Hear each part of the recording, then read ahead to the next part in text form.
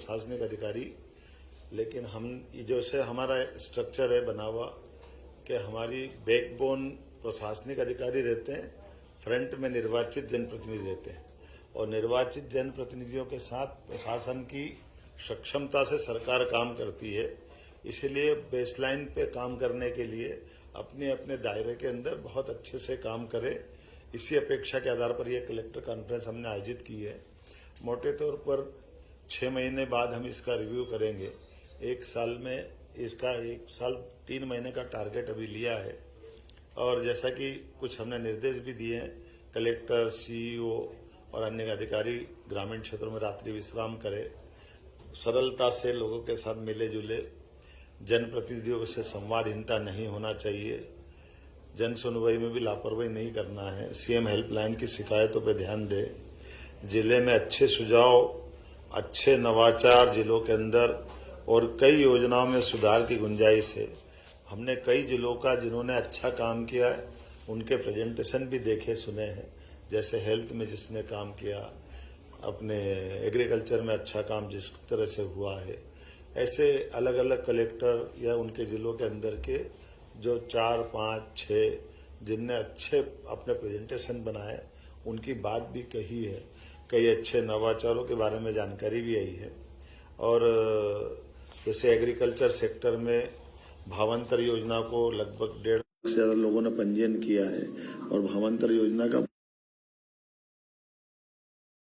के नीचे से किसानों को उनकी जो हमारी पूर्व घोषित योजना है कि हम अपनी मंडी में भी अच्छा भाव दिलाएंगे और मंडी के भाव के बाद का डिफरेंस अमाउंट जो 5,328 तक हमको देना है वो हम दे के रहेंगे। इसलिए स्वाभाविक रूप से किसान को जो बाकी उपार्जन में लंबी लाइन लगना पड़ता था, तुल कांटे से लेकर के कई कठिनाई होती थी, वो सब चीजें निजात मिलेगी।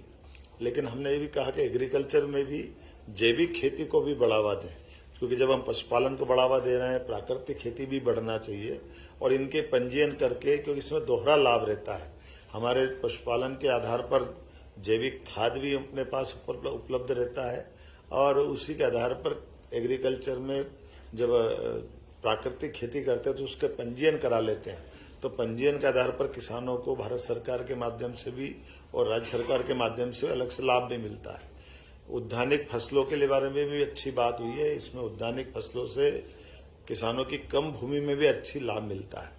उदाहरण के लिए गुना के अंदर गुलाब की खेती के प्रेजेंटेशन बताया है। अब हमने कहा गुलाब की खेती गुना में हो रही है और भी ऐसे फूलों की खेती को बढ़ावा दे सकते हैं। बहुत अच्छे से इस पे बात हुई।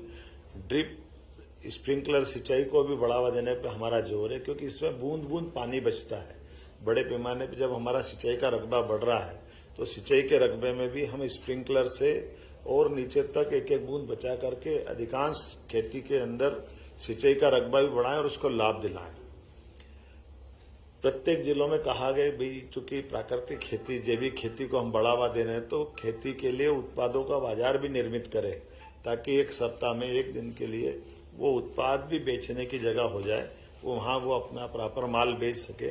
तो ये जो किसान उत्पादन करते हैं उससे उनका लाभ मिलेगा। हेल्थ के सेक्टर में हमने कहा हॉस्पिटलों का जिला कलेक्टर और बाकी लोग भी हॉस्पिटल का निरीक्षण भी करें, बाकी व्यवस्थाओं को भी देखें। बड़े अस्पतालों में प्राइवेट मेडिकल कॉलेज जो पीपीपी मॉडल पर जो बन रहे हैं और इसकी गति बढ़े। ये बात सही है कि पूरे देश में सबसे तेज गति से मेडिकल कॉलेज अगर कहीं बन रहे हैं तो हमारे राज्य के अंदर हो रहे हैं। लेकिन जो हमको चैलेंज है उस चैलेंज पे भी हम पहले से अच्छी स्थिति में आए, लेकिन अभी और अच्छी स्थिति में आए। जैसे कुपोषण से भी हमारा अभियान और तेज होना चाहिए, ताकि हमारी इस तरह की और इसमें गति बढ़ेगी। महिला बाल विकास और स्वास्थ्य विभाग में परस्पर समन्वय हो। नगरीय क्षेत्र के अंदर भी शहरी यातायात के सुधार से लेकर के बड़े शहरों के अंदर फ्लाईओवर बनाए, अवैध कॉलोनी पर नियंत्रण करे, गीता भवन की गति तेज गति से बढ़े। अलग अलग प्राधिकरण हमारे बनाए हुए हैं, वो सारे प्राधिकरणों के अंदर हम गति से काम करें। ओंकारेश्वर, चित्रकूट,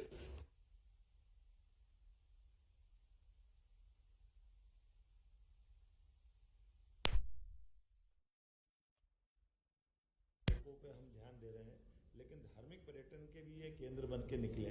तो धार्मिक पर्यटन से कई प्रकार के रोजगार भी मिलते हैं, हमारी पुरातत्व और धार्मिक आस्था के केंद्र भी मजबूत होते हैं। तो ऐसे समग्र रूप से इनमें बड़ी भूमिका प्राधिकरणों की है। तो विशेष क्षेत्र प्राधिकरण अपना अपना काम करे, इस दृष्टि से भी हमने इन प्राधिकरणों को और मजबूत करके इस पे काम करेंगे। उद्योग रोजगार, ये तो हमने उद्योग रोजगार वर्ष घोषित किया था, इसलिए इसमें सभी प्रकार के हेवी इंडस्ट्री, एमएसएमई इंडस्ट्री और लघु कुटीर उद्योगों को पर्याप्त बढ़ावा दे करके इसमें जो हमारी परंपरागत रूप से जो आबादी काम कर रही है उसको तो बढ़ावा देना ही है, लेकिन नए नए प्रकार से भी जोड़ करके इनके क्लस्टर बना करके उसको हर एक व्यक्ति को इससे जुड़ करके लाभ दिलाए। इसी में एमओयू जो इतने हुए हमारे पिछले 2 साल के अंदर रीजनल इंडस्ट्री कॉन्क्लेव में, या हमारी जो जीआईएस हुई थी उसमें, या अभी जो हमारे कार्यक्रम चल रहे हैं रोड शो के यहाँ के, इस पे भी काम करें।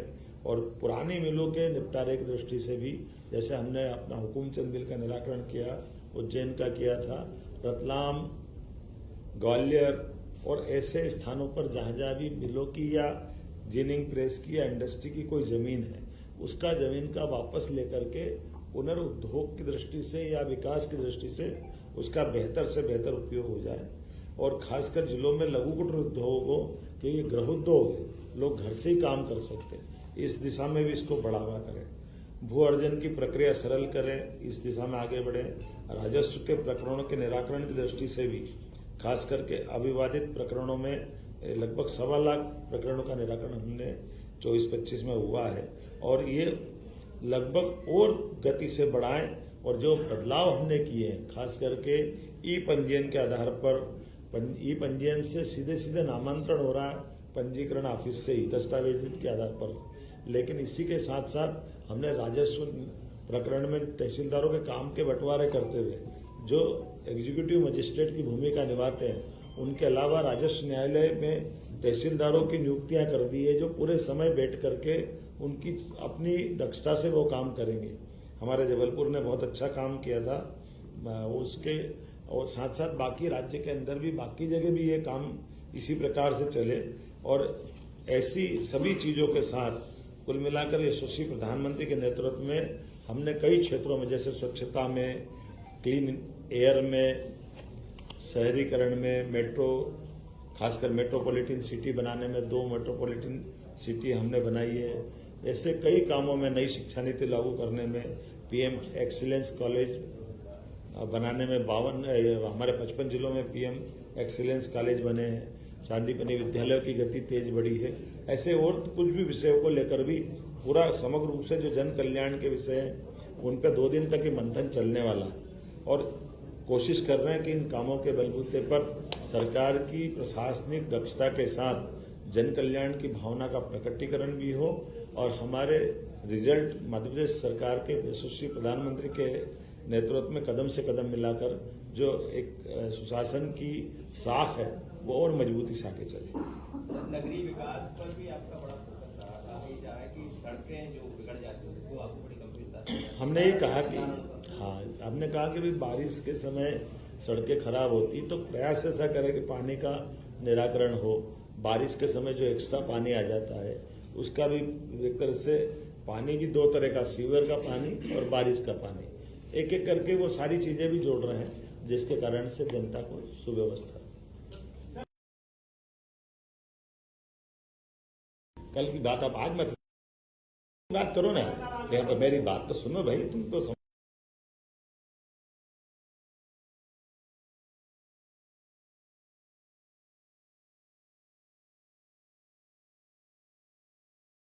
मैंने कल आज वहां जाकर के जितनी प्रकार से हो सकता है वो सब करा है। हम आज अपने पूरे दिन की बात करें, आप बात मान के चलिएगा, सरकार ने हर विषय का मौके पे जाकर के, यहां तक कि बड़ा आपको जानकारी होगी कि हमारे अपोजिशन की पार्टी के अध्यक्ष जी घर घर नहीं जा पाए, वो एक जगह बिठा के बात कर रहे हैं। हम तो हर एक के घर घर गए, क्योंकि हमारी संवेदनशीलता है, हमारे लिए ये एक औपचारिकता कर्मकांड है, इसलिए बेहतर से बेहतर हो सकता है।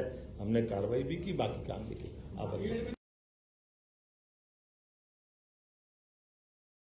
भावांतर तो जनता को फील्ड में जो दिक्कतें नहीं, कलेक्टरों से हमने कहा कि जो सकारात्मक सुझाव आते हैं उस पर लगातार आगे बढ़ना चाहिए, काम करना। जैसे सिवनी का अच्छा प्रोजेक्ट बना, सिवनी कलेक्टर ने अपने सारे प्राथमिक विद्यालयों के अंदर एक मॉडल प्रकार के फर्नीचर बना करके सारे स्थानों पे दिए। फिर सरकार के पैसे से भी और समाज ने जो स्कूल से प्रेम करता है, स्कूल से निकला है, उनने कोई फर्नीचर डोनेट किया, उनका भी बाकायदा दस्तावेजीकरण करते हुए उनका भी उल्लेख किया। तो ये जो हमने कहा कि भाई शासन का पैसा किसी गांव में लगाओ हो, किसी शहर में लगाओ, तो उसकी सहभागिता भी होना चाहिए। जब गांव और शहर की सहभागिता में हम आते हैं तो उसके कारण से उसका लाभ अलग मिल जाता है। मैं उम्मीद करता हूं कि ऐसे ही कामों से बात बनती है। बहुत बहुत धन्यवाद।